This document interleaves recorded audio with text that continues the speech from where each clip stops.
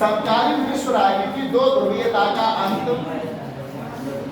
हमने कल देखा था सोवियत संघ का विघटन कैसे हुआ, किन किन घटनाओं से हुआ, सारे घटना चक्र हमने इससे पिछले वीडियो में आपको बताए थे।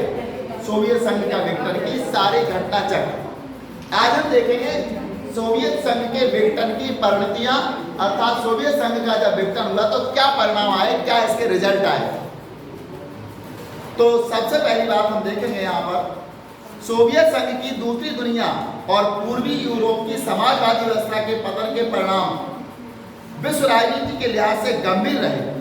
यानी सोवियत संघ की जो दूसरी दुनिया थी, हमने दूसरी दुनिया के देश भी आपको बताए थे कौन कौन से थे, और सोवियत संघ की दूसरी दुनिया और पूर्वी यूरोप की समाजवादी व्यवस्था, पूर्वी यूरोप की समाजवादी व्यवस्था के पतन के परिणाम स्वरूप जब इसका पतन हो गया तो इसके परिणाम विश्व राजनीति के लिहाज से गंभीर रहे। सारी दुनिया की राजनीति पर गंभीर परिणाम गए, अर्थात सोवियत संघ के विघटन के विश्व की राजनीति पर गंभीर परिणाम रहे। इससे मोटे तौर पर तीन प्रकार के दूरगामी परिवर्तन हुए। यानी सोवियत संघ के विघटन से मोटे तौर पर देखा जाए तो तीन परिवर्तन हुए थे, तीन प्रभाव इसके निकले थे, तीन परिणाम इसके आए थे। सबसे पहली बात, अव्वल तो दूसरी दुनिया के पतन का एक परिणाम, यानी प्रथम, अव्वल का मतलब होता है प्रथम, पहला परिणाम। दूसरी दुनिया के पतन का एक परिणाम शीत युद्ध के दौर के संघर्ष की समाप्ति में हुआ। यानी पहला परिणाम क्या निकला, जैसे ही शीत युद्ध उसका सोवियत संघ का विघटन हुआ तो शीत युद्ध का समापन हुआ। जो कोल्ड वार चल रहा था वो कोल्ड वार समाप्त हो गया। पहला परिणाम, समाजवादी प्रणाली पूंजीवादी प्रणाली को पछाड़ पाएगी या नहीं। यानी समाजवादी प्रणाली पूंजीवादी प्रणाली को पछाड़ पाएगी या नहीं। यानी समाजवादी प्रणाली क्या थी और पूंजीवादी प्रणाली कहां से थी, आप लोगों को पता है।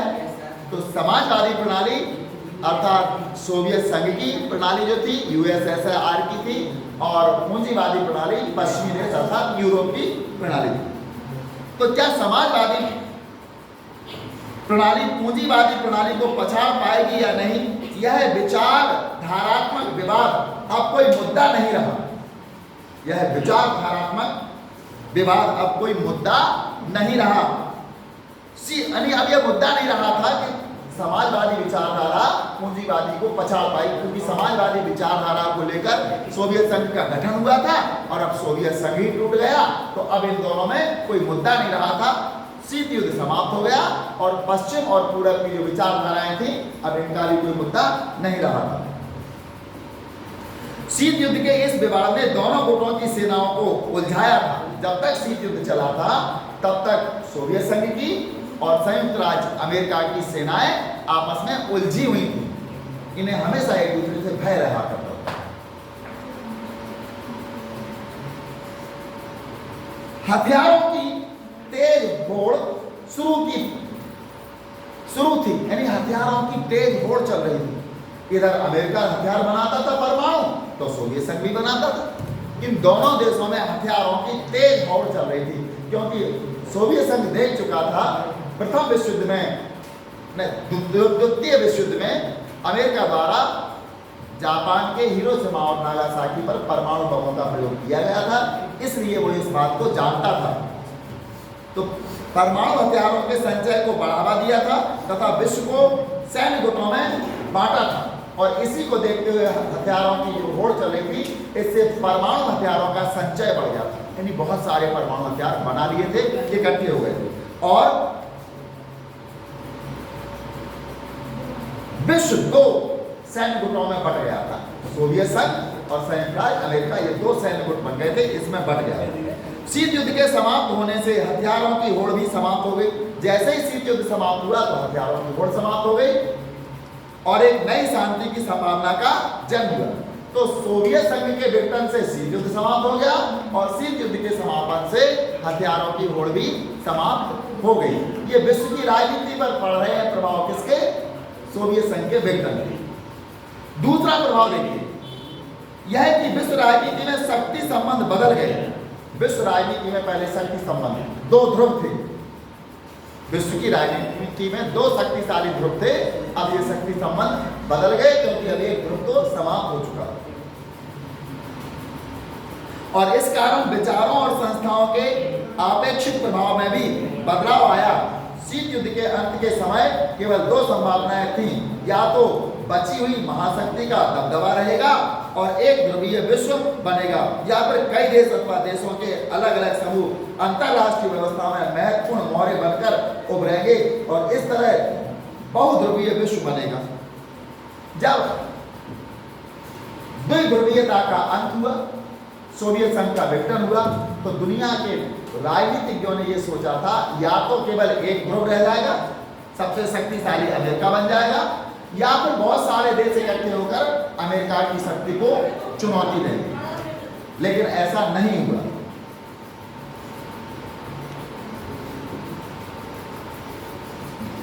यानी ये सोच रहे थे कि या तो एक ध्रुवीय हो जाएगी या फिर बहुध्रुवीय, बहुत सारे देश इकट्ठे हो जाएंगे जहां किसी एक देश का बोलबाला नहीं होगा। हुआ यह कि अमेरिका अकेली महाशक्ति बन बैठा। अमेरिका की ताकत और प्रतिष्ठा की संग पाने से अब पूंजीवादी अर्थव्यवस्था अंतरराष्ट्रीय स्तर पर प्रभुत्वशाली अर्थव्यवस्था है। यानी अब तो पूरी दुनिया में अमेरिका का दबदबा है और अमेरिका की जो अर्थव्यवस्था है वो पूंजीवादी अर्थव्यवस्था है और उसको पूरी दुनिया ने अपना भी लिया है। विश्व बैंक और अंतरराष्ट्रीय मुद्रा कोष जैसी संस्थाएं विभिन्न देशों की ताकतवर सलाहकार बन गई। ये विभिन्न देशों की ताकतवर सलाहकार बन गई क्योंकि इन देशों को पूंजीवाद की ओर कदम बढ़ाने के लिए इन संस्थाओं ने कर दिया है।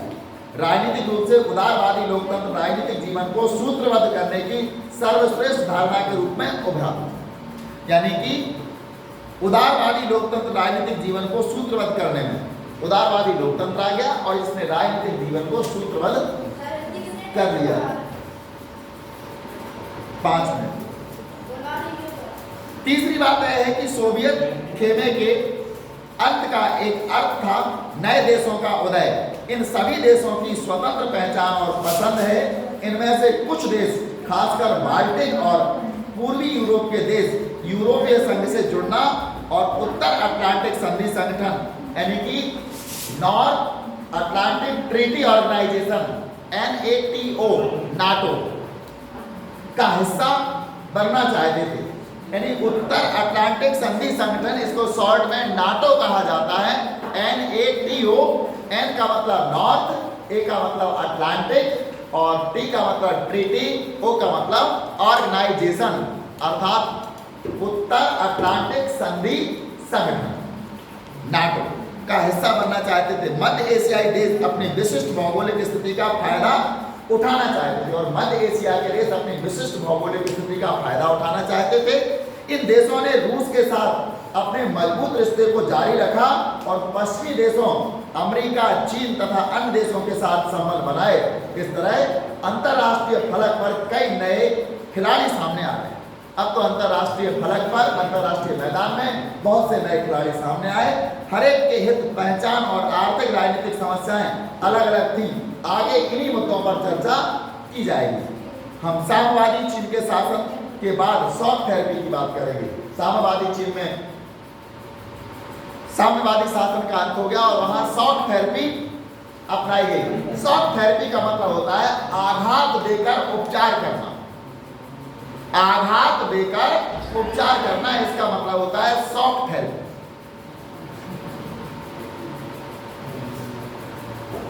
किसी को कोई बीमारी हो जाए और उसको पहले आघात दी जाए और उस आघात से उसका उपचार हो जाए तो ये शॉक थेरेपी। शॉक का मतलब अंग्रेजी में झटका देते ना, कभी कोई पागल हो जाता है उसको शॉक लगाया, तो आघात दिया लेकिन उसका दिमाग भी तो ठीक हो रहा है, तो ये शॉक थेरेपी वही है, आघात देकर उपचार करना। यहाँ चीन के द्वारा इस थेरेपी का अनुसरण किया गया था। तो हम आगे के विषय में यही पढ़ेंगे, साम्यवादी शासन के बाद शॉक थेरेपी। शॉक थेरेपी क्या थी इसको हम कल के वीडियो में बताएंगे। इसी के साथ वीडियो का समापन होता है। नहीं